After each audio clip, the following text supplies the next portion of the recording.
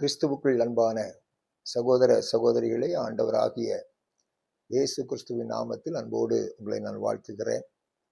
இந்த புதிய மாதத்திற்காக நான் ஆண்டவருக்கு நன்றி சொல்லுகிறேன், ஆண்டவரை துதிக்கிறேன், ஸ்தோத்திரிக்கிறேன். கர்த்தர் நல்லவர், அவருடைய கிருபை என்னென்றைக்கும் உள்ளது. இந்த நிமிஷம் வரை கர்த்தர் நம்மை காத்து வந்த நல்ல தயவை நினைத்து ஆண்டவருக்கு நன்றி சொல்லுகிறேன்.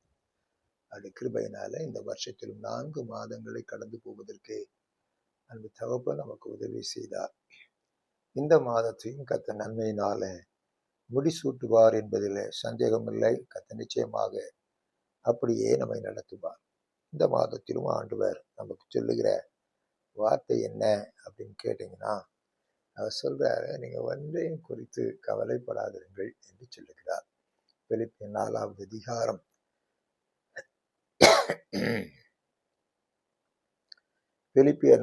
அதிகாரம் 6வது வசனத்துல பவுலடியார் இப்படியாக எழுதுகிறார், நீங்கள் ஒன்றையும் குறித்து கவலைப்படாமல் எல்லாவற்றையும் குறித்து ஸ்தோத்திரத்தோடு கூடிய விண்ணப்பத்தினாலும் வேண்டுதினாலும் தேவனுக்கு தெரியப்படுத்துங்கள். அப்பொழுது எல்லா புத்திக்கும் மேலான தேவ சமாதானம் உங்கள் இருதயங்களையும் சிந்தைகளையும் காத்துக்கொள்ளும் என்று சொல்லுகிறார்.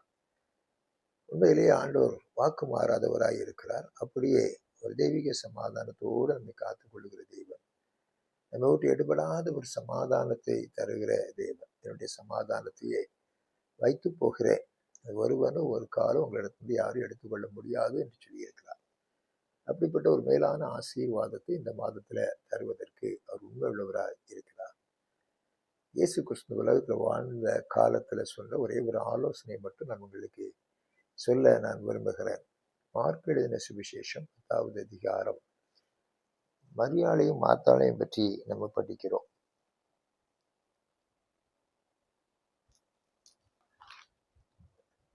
லூக்கா எழுதின சுவிசேஷம் 10வது அதிகாரத்துல மரியாளையும் மார்த்தாளையும் பற்றி நம்ம படிக்கிறோம். 38வது வசனத்துல இருந்து 42வது வசனம் வரை இயேசு கிறிஸ்து பெத்சாயிதாவுக்கு வருகிறார். மார்த்தாள் என்ற சகோதரி அவரை வீட்டிற்கு அழைத்து கொண்டு போகிறார். இயேசு கிறிஸ்து அந்த வீட்டுக்கு போன பிறகு இயேசு கிறிஸ்துவை வரவேற்பதிலும் அவர்களை உபசரிப்பதிலும் மார்த்தாள் மிக மும்முரமாக ஈடுபட்டு கொண்டிருக்கிறாள். ஆனால் மரியாளோ அந்த இடத்தை விட்டு அவள் போகல. இயேசுவின் பாதத்தருகே அமர்ந்திருந்து இயேசு கிறிஸ்துவோடு பேசிக்கொண்டே இருக்கிறார். மார்த்தாளுக்கு கொஞ்சம் வருத்தம், நான் மட்டும் தனியா கஷ்டப்பட்டு கொண்டிருக்கிறேன், இந்த அம்மா வாடு உட்காந்து கதை கேட்டுட்டு இருக்கேன் அப்படிங்கிற கோபத்துல நிறைய இயேசு கிறிஸ்துகிட்ட வந்து சொல்றாங்க, ஆண்டவரே உங்களுக்கு கவலை இல்லையா, நான் மட்டும் கஷ்டப்படுகிறேனே, உங்க பாதத்துல உட்கார்ந்துட்டு கதை கேட்டு கொண்டிருக்கிறாளே என்று சொல்வது போல சொல்லுகிறார். இயேசு கிறிஸ்து மரியாதை அங்க அனுப்பல. மார்த்தாளை பார்த்து சொல்றாரு, நல்லதுதான், தேவையானது ஒன்றே.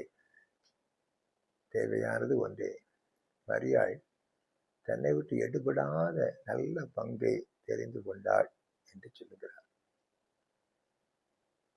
அப்படி சொல்லி அதை முடிச்சிடறாரு. கர்த்தருக்கு ஸ்தோத்திரம். அந்த பகுதியில் நிறைவடைகிறது.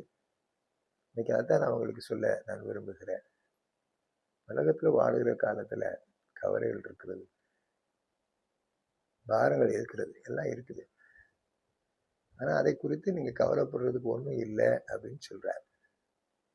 ஏன் அப்படின்னு கேட்டீங்கன்னா, இயேசு கிறிஸ்து ஏற்கனவே நமக்கு சொல்லி கொடுத்துட்டு போயிருக்கிறார். மத்திய 6வது அதிகாரத்துல பாத்தீங்கன்னா, நீங்க ஒன்றையும் குறித்து என்ன செய்ய, நீங்க கவலைப்படாதீர்கள் என்று சொல்லுகிறார்.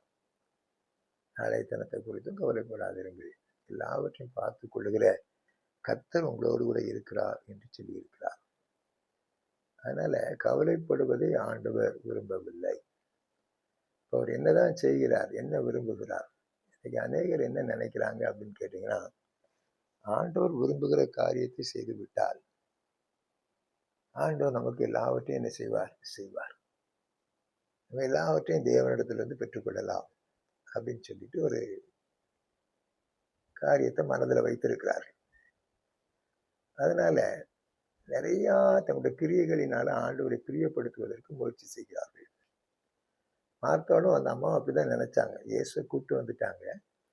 எனவே இயேசுவை எப்படியாவது என்ன செய்யணும், பிரியப்படுத்தணுமே அப்படிங்கிறதுக்காக முயற்சிகள்லாம் எடுக்கிறாங்க. வந்தவர்களை உபசரிப்பது தவறு இல்லை. ஆனா வந்தவங்கள வாசல்ல உட்கார வச்சுட்டு போய் உட்கார்ந்து உபசரிக்கிறேன்னு சொல்லிட்டு கிச்சனுக்குள்ள நின்று கொள்வது அது எப்படி இருக்கும் அப்படிங்கிறத கொஞ்சம் யோசித்து பாருங்கள். அந்த விருந்தாளியோடு கூட நேரம் செலவிட வேண்டியது அவசியம் இல்லையா? அதை பற்றி அந்த அம்மா கவலைப்படலை. அவங்க என்ன நினைக்கிறாங்கன்னா, ஆகாரத்தினால இயேசு கிறிஸ்துவை என்ன செஞ்சிடலாம், திருப்திப்படுத்திடலாம், விருந்து உபசரணையினால திருப்திப்படுத்தலாம்னு யோசிக்கிறாங்க. ஆனா மரியாதைக்கு அது பெருசா தெரியல. மரியாள் இயேசு கிறிஸ்துடைய சிந்தையை, இயேசு கிறிஸ்துவின் எண்ணத்தை அறிந்திருந்தாள். அவளுக்கு தேவனுடைய சிந்தை தெரியும். அவர் என்ன விரும்பினார் அப்படின்னு கேட்டீங்கன்னா, அவரோடு கூட இருப்பதற்குத்தான் சீஷர்களை தெரிந்து கொண்டார். சீஷர்களை தெரிந்து கொண்ட பிரதானமான நோக்கமே என்னன்னு கேட்டீங்கன்னா, அவரோடு கூட இருப்பதற்கு, அவரோடு கூட உறவாடுவதற்கு. 2வது பகுதி தான் அவர் சொல்லுவதை செய்வதற்கு. இன்னைக்கு நம்ம அநேக காரியங்கள் இப்படிதான் செய்து கொண்டிருக்கிறோம். ஆராதனைக்கு ஒழுங்காக வந்து விடுகிறோம், நல்லது. உபவாச ஜெபத்தில் கலந்து கொள்கிறோம், நல்லது. வாரம் உபவாசித்து ஜெபிக்கிறோம், நல்லது. ஒழுங்காக காணிக்கைகள் எல்லாம் சர்ச்சில் கொண்டு வந்து ஒழுங்காக கொடுக்கிறோம், நல்லது. எல்லாத்துலேயும் நம்ம என்ன செய்கிறோம், ஆண்டவருக்காக செய்வதில் ரொம்ப ஜாக்கிரதையாக என்ன செய்கிறோம் இருக்கிறோம். பிள்ளைகளை சண்டே ஸ்கூல் அனுப்புகிறோம், பிள்ளைகளை வாலிபர் கூட்டத்துக்கு அனுப்புகிறோம், அவரோட சர்ச்சை கிளீன் பண்ணுறதுல சுத்தம் பண்ணுற காரியத்தில் மும்முரமாக ஈடுபடுகிறோம். எல்லாம் நல்லதுதான். ஆண்டவர் என்ன எதிர்பார்க்கிறார் அப்படின்னு கேட்டிங்கன்னா, அவர் சொல்றாரு, ஒரே ஒரு நல்ல பங்கு இருக்குது. அது என்னன்னு கேட்டிங்கன்னா, தேவனுடைய பாதத்தில் அமர்ந்திருந்து தேவன் பேசுவதை கேட்பது, தேவனோடு உறவாடுவது அப்படிங்கிறத சொல்றாரு. அவருக்கு என்ன வேணும்னு கேட்டீங்கன்னா, நீங்க அவரோடு கூட என்ன செய்யணும், இருக்கணும். உங்க வாழ்க்கையானது அவரோடு கூட எப்பொழுதும் என்ன செஞ்சு இணைக்கப்பட்டதாக இருக்க வேண்டும். அதைத்தான் ஆண்டவர் விரும்புகிறார். மற்றதை அவர் பார்த்துக்குவார்.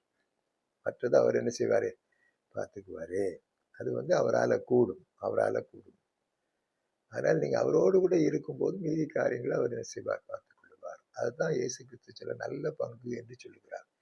எது நல்ல பங்கு? இயேசு கிறிஸ்து உங்களோடு கூட என்னோடு கூட இருப்பது தான் நல்ல பங்கு. That's a good share. எப்பொழுதும் நாம் அவரோடு கூட இருப்பது தான் குட் ஷேர். அதுதான் நல்ல பங்குன்னு சொல்றார், அவரோடு கூட இருப்பது. அதனால அப்படிப்பட்ட கிருபையை கர்த்தர் நமக்கு இந்த மாதத்துல தருவாராக. ஒரு நல்ல தீர்மானத்திற்குள்ள வருவோம். நல்லதான், கிரியைகளினால தேவனை பிரியப்படுத்த முயல்வதெல்லாம் நல்லதுதான். கர்த்தருக்கு ஸ்தோத்திரம். சில ராத்திரி 12 மணிக்கு எழும்பி ஜெபிக்கிறாங்க, 3 மணிக்கு எழும்பி ஜெபிக்கிறாங்க. எல்லாம் நல்லதுதான், எல்லாம் நல்லதுதான். ஆண்டவர் அதை மட்டும் மையப்படுத்தவில்லை.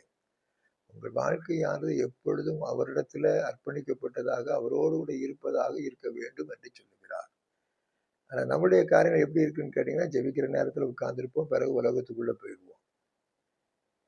சில வேலைகளை செய்வோம், ஆனா நம்முடைய மாம்சத்துல மற்ற எல்லாவற்றையும் நிறைவேற்றி கொண்டே வருவோம்.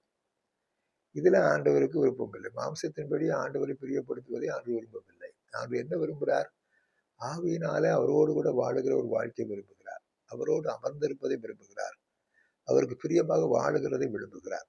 அதனால அப்படிப்பட்ட கிருபையை கர்த்தர் உங்களுக்கு தருவாராக, எனக்கும் தருவாராக. ஆனா இந்த மாதத்துல ஆண்டவர்கிட்ட நம்ம கேட்டுக்கொள்ள வேண்டிய காரியம் என்னன்னா, ஆண்டவர் எனக்கு ஒரு நல்ல பங்கு மட்டும்தான் வேணும், நீர் அந்த நல்ல பங்காக என்னோடு கூட இரும் என்று சொல்லி நம்ம ஆண்டவரிடத்துல வருவோம். மீதி எல்லாவற்றையும் கர்த்தர் பார்த்துக் கொள்வார். இந்த நாள் மட்டுமல்ல, வரக்கூடிய நாட்களிலும் அவருடைய பிரசன்னம் நம்மை நிரப்பும். நன்மையினால கர்த்தர் தொடருவார் என்பதில் சந்தேகமில்லை. அவருடைய கிருபைகளை கர்த்தர் நமக்கு இந்த மாதத்தில் தருவாராக, வரக்கூடிய நாட்களில் தருவாராக. ஆமேன், ஆமேன்.